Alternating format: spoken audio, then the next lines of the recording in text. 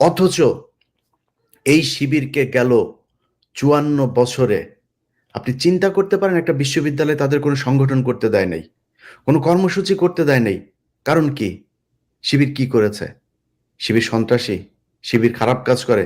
যদি খারাপ কাজ আর সন্ত্রাসী কার্যকলাপ করে কি করে না, সেটা বাংলাদেশের মানুষের কাছে প্রশ্ন ছুড়ে দিলাম। বাংলাদেশে যারা এই ঢাকা বিশ্ববিদ্যালয়, জাহাঙ্গীরনগর বিশ্ববিদ্যালয়ে যারা পড়েন, আপনাদের কাছে প্রশ্ন করে দিলাম যে নিরপেক্ষ সজ্ঞানে সুস্থ মস্তিষ্কে আপনি নিজে নিজে চিন্তা করেন যে ইলিয়াস ভাই আমার যে কোশ্চেনটা করলো, আসলে আমি এই রহিম হইল গিয়া ছাত্রলীগ আর করিম হইল গিয়া ছাত্র শিবিরের, দুইজনের মধ্যে চরিত্রটা একটু চিন্তা করি তো, যে কার চরিত্রটা কতটুকু ভালো, কে কতটুকু ভালো মানুষ। দুইজনের কাছে কালকে সকালে যায়েন তো, যায় বলেন ভাই আমি এই বিপদে পড়ছি, ভাই আমারে একটু হেল্প করতে হবে। দেখেন তো কার কাছে আপনি মানে বিনামূল্যে সহযোগিতাটা পান।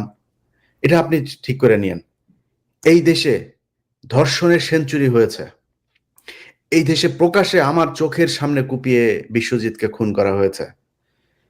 এই দেশে শুধুমাত্র একটা ভারতের বিরুদ্ধে ফেসবুকে পোস্ট করার কারণে একটা মেধাবী বুয়েটের শিক্ষার্থীকে পিটিয়ে হত্যা করা হয়েছে।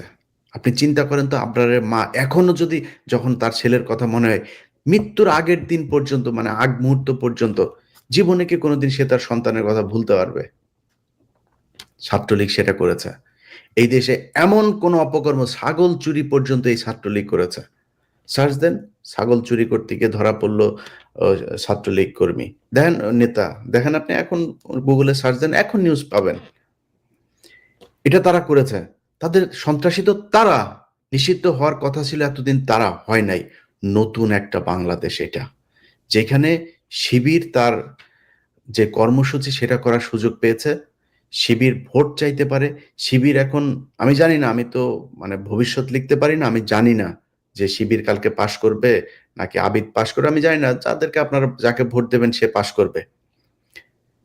কিন্তু যদি নাকি এই গেল এত বছরের যেই দায়, এই যে শিবিরকে যেভাবে চেপে রাখা হয়েছে, যেভাবে মিথ্যা অভিযোগ তুলে তারপরে তাদের উপরে যে দমন পীড়ন নির্যাতন করা হয়েছে, আপনি গেল এই 5 বছর যদি নাকি হিসাব করেন, 14 সালে নির্বাচনের পর থেকে আপনি হিসাব করেন, শিবির করা মানে এটার কোনো বিচার নাই ভাই। একটা নারীকে আপনি রোজা ভাঙিয়ে তারপরে ধর্ষণ করেছেন, তার অপরাধ তার স্বামী শিবির করত। এটাই তো বাংলাদেশ।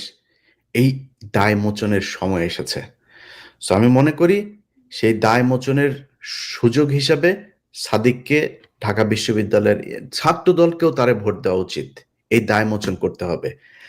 যদি সাদিক পাশ না করে, মনে করেন পাশ না করলো না, ছাত্র শিবিরকে এইটুক সন্তুষ্ট হইতে হবে যে ছাত্রলীগ আর আওয়ামী লীগ যেভাবে আপনাদেরকে ক্যাম্পাসে ঢুকতে দেয় নাই, নিষিদ্ধ করে রেখেছিল, ছাত্রদল অন্তত সেই সুযোগটা আপনাদেরকে দিয়েছে।